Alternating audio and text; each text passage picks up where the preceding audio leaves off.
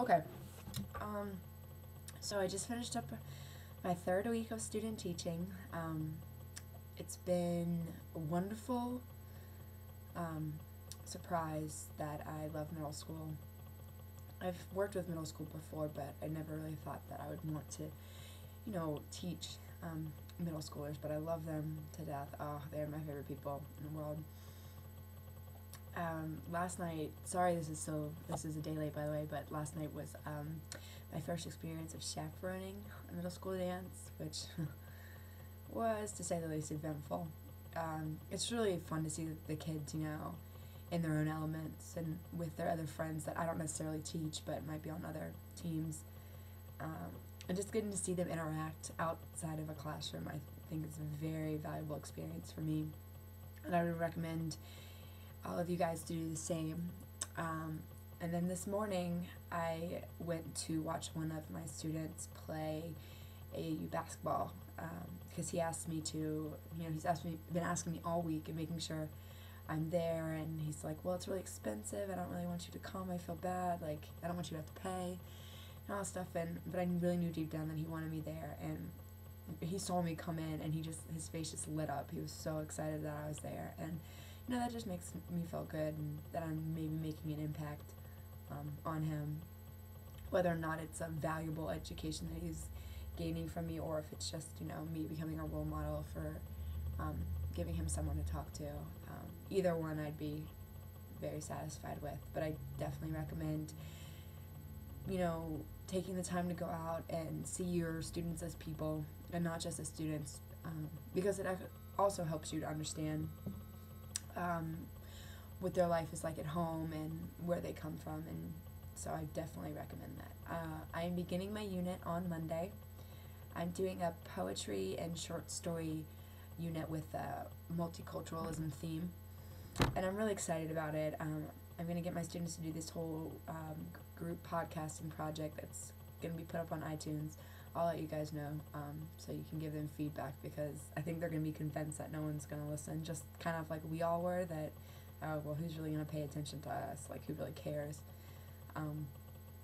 But they're going to be doing research on different authors from different cultures and presenting literature from that author and the impact of its culture. And we're going to be doing, together, reading Gary Soto's short story, 7th Grade, that I found from his book, Baseball in April.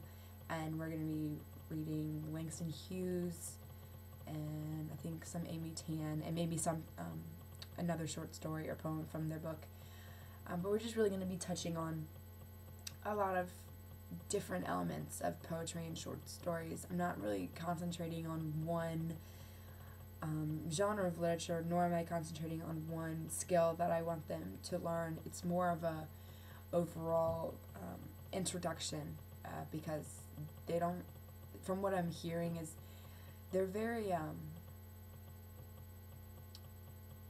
I don't really know how, I don't want to say they're sheltered, but I just don't know if they have a really good concept of the world's culture and what else goes on. And I'm thinking about I think starting not next week, but the following week, opening up every day with 10 minutes of class that is conducted, differently from other cultures. So I know a little bit about Japan's and some of the Middle East and how they conduct their classes, and just showing students that, it is relevant. Like, if you were to live over there or just experience something else, it's not just the way that you learn or how you learn, because people learn completely differently in different environments. So I think that'll be interesting for them to experience and, see for themselves what other cultures are like, especially with learning in the classroom. As far as my relationship with my student teacher, I'm student teacher, my cooperating teacher, we get along great. It's really interesting to see, because she firsthand is the one to admit that she knows nothing about technology, that she's like, I don't know how to work any of these things. She does use an Elmo, and we just got an LCD projector installed into our classroom, I think, early last week, so that was pretty exciting, because she wants to know how to use it and what we could do with it and how to implement it in the classroom. So I'm definitely pretty excited for that. And We also got a new Elmo. We had an Elmo, but it was movable, just on a cart. But this one is, it's the newer version supposedly. I'm not really up to date on my Elmo technology, but what it is it's just like the actual. I don't know why I'm trying to explain this. I don't really know the correct terminology, but with the Elmo, the actual light that projects down that you can see the piece of paper instead of having to make multiple copies. This is an Elmo that you can save to memory, so in case you were to lose the worksheet, it will always be there as long as you capture it and take a picture of it, which I think would be definitely beneficial for the days that you just lose something. It's incredibly easy to lose worksheets or such in the classroom. From what I'm learning, I keep on misplacing things and they're under other papers or such, so organization is something, even though I pride myself on being organized, I still think it's going to be a little difficult for me to gather all of my, all the homework and class work that I give out, and be able to keep it straight, because I know my teacher has a hard time with that as well. And I think that's pretty much it. I blogged last time about classroom management, and what I'm really trying to do now is I'm trying to develop solid relationships with students. I really think that they have a really hard time with authority. They don't perceive authority as being something that's necessary to consider.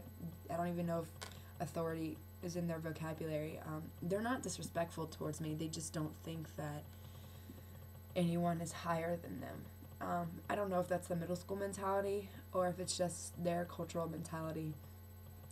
I'm not too sure, but I have realized that their lives are much different from my middle school experience and the life that I lived, and they have definitely opened me up into a new world and given me a new perspective on what it's like to have home lives where education is not imperative, nor is it reinforced at home. And yesterday I had a conversation with Katie and Lauren and Matt about the have and have-nots and what to do with technology and whether or not I should really concentrate on having my students bring things into the classroom, or is it just my responsibility? For example, we were talking about how, since I'm doing poetry, I wanted to do, a music and lyric day for obvious reasons, but I also wanted to show that poetry is relevant to them and they listen to poetry or they sing poetry every day. But I was having a conversation, I'm just really worried that if I ask students to go home and look on a computer and find lyrics and print them out, that I'm being, inconsiderate, because I do realize that half of my students probably do not have access to computers at home. And that might sound like an exaggeration, but unfortunately it's really not. Nor do I want to take class time, though, to to print them out there or such. I want my students to, bring in their favorite song, and Katie and, Lauren and Matt all agreed that, well, maybe I can offer, help to those who need it, and I would be the one to print it out, which is good for this situation, but for future situations or, lessons that I want to conduct in a classroom with students who do live in economically depressed areas, I'm just not sure if it's worth it. If it's worth it to utilize technology in the classroom, but also depend on students to be able to use it outside the classroom when I know that's just not feasible. I don't know if it's idealistic to think that every student has a computer or access to one, or or even to just stay after school and access a computer. I know at my school you're not allowed to. The computer lab shuts down at 2:35 when the school does. The library usually closes a little before that, definitely on Fridays, but you can't ask kids, to stay after school when they don't have rides home and they depend on their bus and that's their sole mode of transportation. I don't know, I just have all these things running through my head, so if anyone has any opinions on this situation of whether to utilize technology not just in the classroom, because I think I can cover that. I mean, we already have technology in the classroom, but to utilize it so that students have to be able to, you know, research information or do something with that technology at home. And I'm just not sure it's worth making a student uncomfortable or making them feel isolated. So if you have any opinions or advice, I would definitely love to hear from you guys. And I hope everything's going well. And I can't wait to see everyone on Monday because I feel like it's been a long time. But yeah, I will talk to you then. Bye.